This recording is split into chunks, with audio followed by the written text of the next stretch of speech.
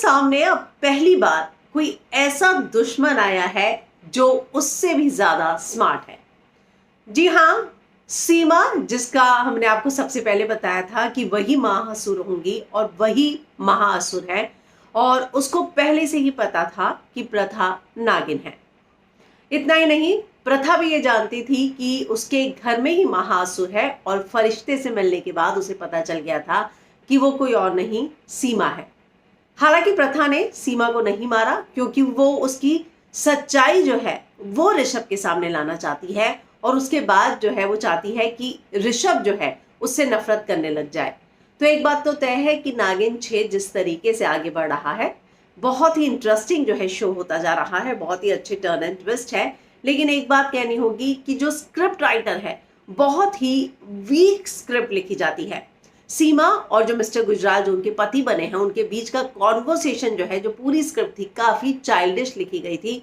हालांकि बार बार जो है स्क्रीन प्ले को लेकर और शो की स्क्रिप्टिंग को लेकर सवाल उठते हैं कि जिस तरीके से डायलॉग्स और स्क्रिप्ट लिखे गए हैं वो लोगों को, ऑडियंस को पसंद नहीं आ रहे। तो अब प्रथा ने ऋषभ के लिए अपने प्यार का इजहार कर लिया है, ऋषभ ने प्रथा के लिए अपने प्यार का इजहार कर लिया है। लेकिन इसके बावजूद प्रथा की जिंदगी जो है आसान इसलिए नहीं, क्योंकि उसका मेन मकसद अगर मैं कहूं तो वो है असुरों को, महाअसुर को ढूंढना और उसे मारना।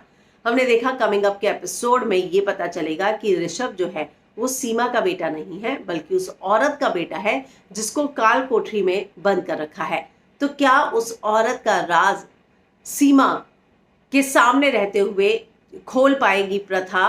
तो ये जो है वो देखना काफी इंटरेस्टिंग होगा कि आखिरकार जो है नागिन 6 में आगे कौन से टर्न एंड ट्विस्ट आते हैं।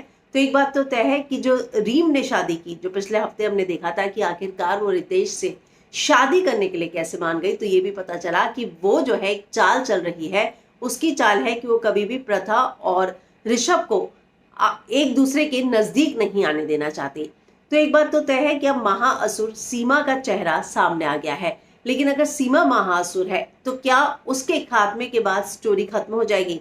क्योंकि 20 असुरों के होने की बात जो है पहले एपिसोड में सामने आई थी। तो एक बात तो तय है कि नागिन 6 भले ही बहुत अच्छे टर्न एंड ट्विस्ट के साथ आगे बढ़ रहा हो, लेकिन स्क्रिप्ट राइटिंग पर अगर ध्यान दिया जाए तो वाकई में ये शो बहुत अच्छा हो सकता है। आपको आज की तेजस्वी की परफॉर्मेंस कैसी लगी? सिम्बा जो है, मैं पिछले 2-3 एपिसोड से ये बात बोल रही हूँ कि सिम्बा जो है लगातार बहुत बेहतर होते जा रहे हैं अपने किरदार में। लेकिन महक का किरदार जो है, पहले जहां एपिसोड शुरू हुए, शो शुरू हुआ तो लग रहा था कि काफी ज्यादा दमदार है, लेकिन पिछले कुछ एपिसोड से महक का जो है इतनी ज्यादा भूमिका देखने को नहीं मिल रही। तो आपको आज का एपिसोड कैसा लगा? बहुत प्रेडिक्टेबल था, क्योंकि बहुत पहले ही ये प्रेडिक्ट कर लिया गया था कि महाअसुर कोई और नहीं सीमा है। तो शो थोड़ा प्रेडिक्टेबल बनता जा रहा है। क्या आपको भी ऐसा लगता है? कमेंट जरूर कीजिएगा।